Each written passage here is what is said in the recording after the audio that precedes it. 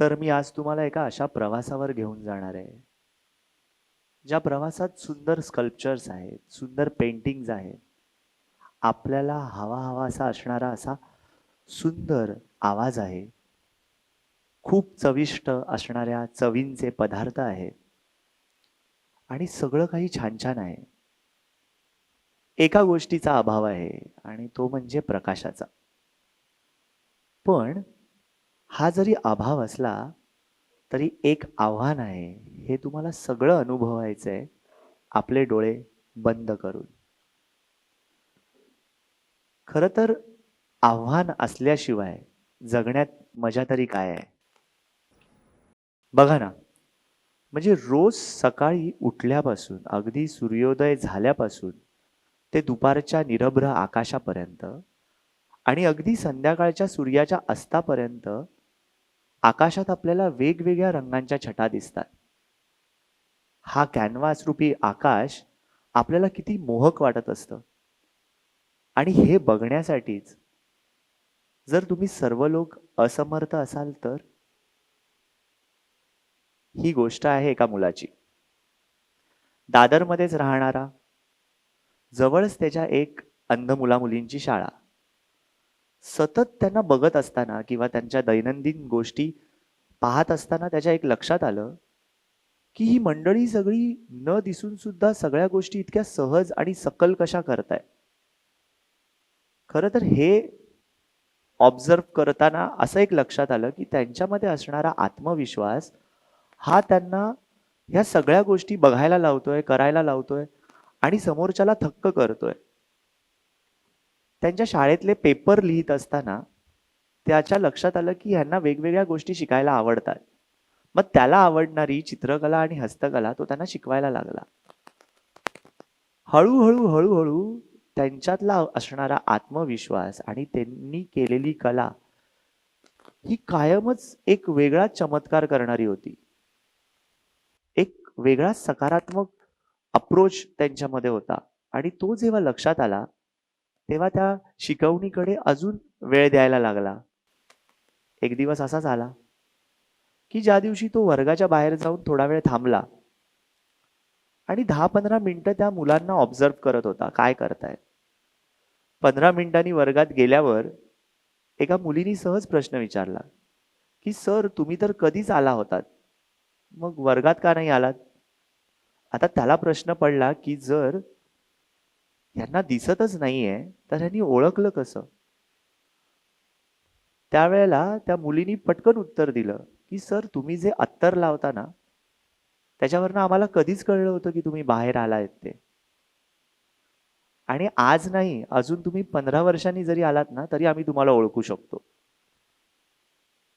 ही एकच गोष्ट म्हणजे तुम्ही आयडेंटिटी ओळखण्याची एकच गोष्ट त्या सरांच्या मनाला इतकी भावली, की त्यांना ह्यांच्यामध्ये असणारा आशावाद, आत्मविश्वास इतका आवडला, की त्या शिक्षकाचं रूपांतर नंतर हळू एका वेगळ्या प्रवासाकडे घेऊन जायला लागलं.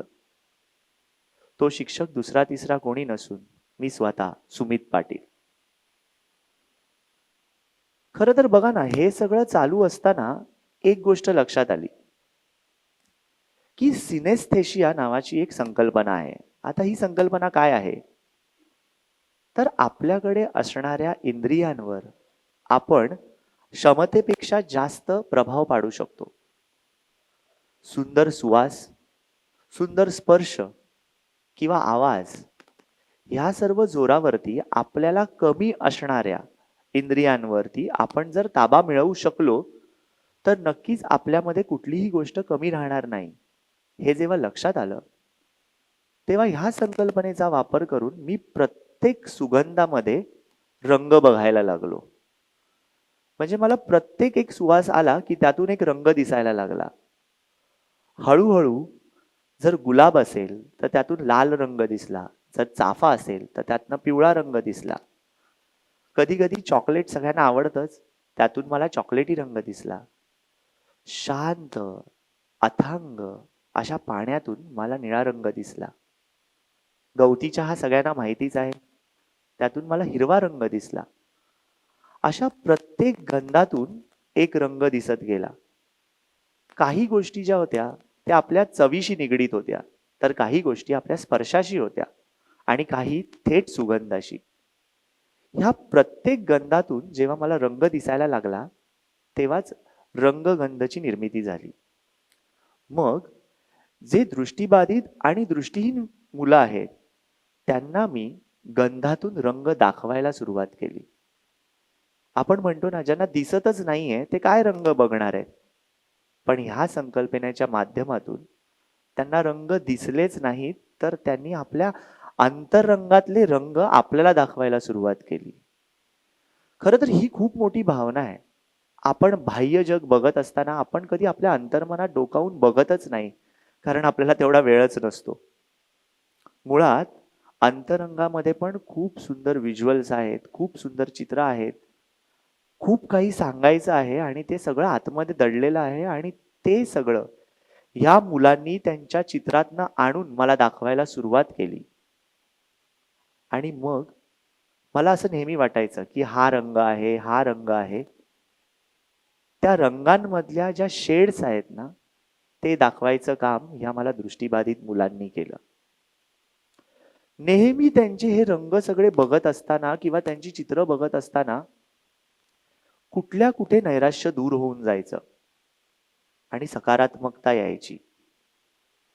आपण म्हणतो की आपल्या आयुष्यात ना एक सुवर्ण प्रकाश असायला पाहिजे, प्रत्येकाला वाटत असतं. पण सुवर्ण प्रकाशाच्या पुढे एक प्रकाश असतो जो आपल्याला आपलासा हवा असणारा असतो. आणि तो प्रकाश ह्या मला मुलांच्या माध्यमातून दिसायला लागला. खरं तर ही मुलं ना मला सरप्राईज करायला लागले. कधी कधी सुंदर कॅनव्हास रंगवायला लागले, स्कल्पचर्स रंगवायला लागले. मग हळूहळू त्यांनी टी शर्ट्सच रंगवायला सुरुवात केली. कधी कधी सुंदर साड्या रंगवायला लागले. असं मला वाटतच नाहीये की काही गोष्टी त्यांनी रंगवल्याच नाहीये. आणि हे सगळं करत असताना आम्ही जेव्हा पब्लिक डोमेनमध्ये म्हणजे असंच आम्ही रस्त्यावर, रेल्वे स्टेशनवर जेव्हा चित्र काढायला लागलो, तेव्हा लोकांना असं वाटायचं की आम्ही त्यांचा प्रँक व्हिडिओ करतोय किंवा आम्ही प्रँक करतोय. तर ते येऊन आम्हाला विचारायचे, अरे खरंच यांना दिसत नाहीये का? डोळ्यासमोर हात नेऊन घेऊन जायचे. असं वेगवेगळं करायचे. त्यांना विचारायचे की खरंच तुम्हाला दिसत नाहीये का?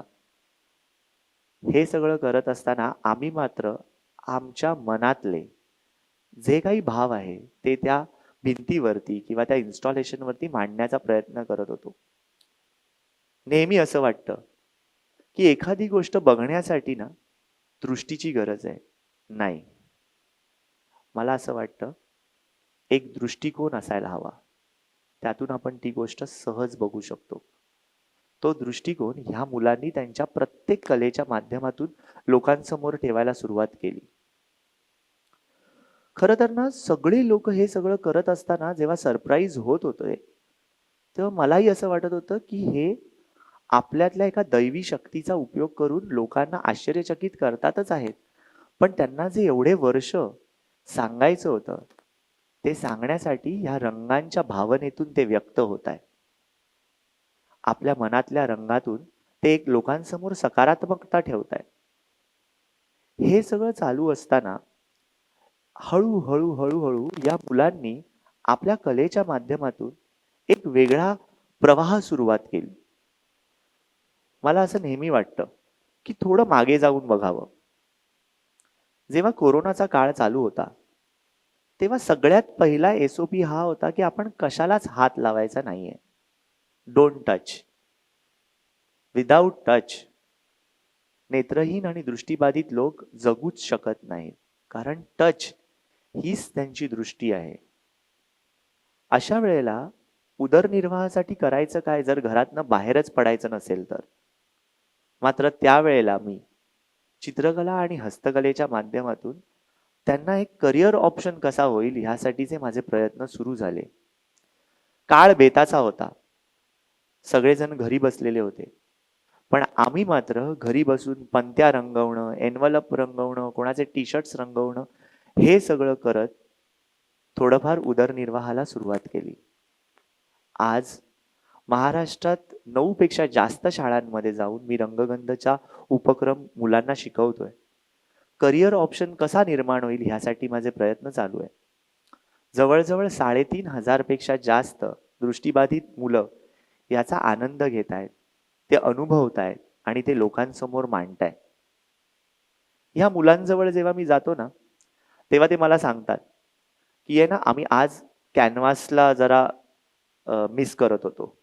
मग कधी कधी सांगतात, आता कधी साड्या नवीन येणार आहेत, आम्हाला त्याही पेंट करायच्या आहेत.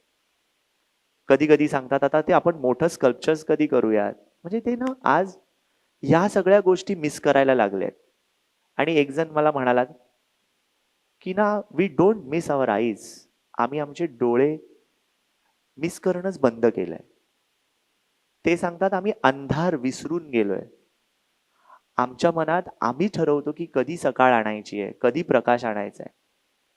आणि ही एवढी मोठी संकल्पना आणि एवढी मोठी भावना जर त्यांच्या मनात असेल, तर नक्कीच या रंगांच्या भाषेला ते अतिशय सखोल आणि मोठं करत जातील. हे मला कायमच वाटत राहिलंय. आज मला एक असं वाटतं की आपल्या सगळ्यांना रंगांमध्ये आपण वेगवेगळ्या गोष्टी शोधायचा प्रयत्न करत असतो, पण रंगांमध्ये असणाऱ्या भावना शोधण्याचं काम ही मंडळी करताय.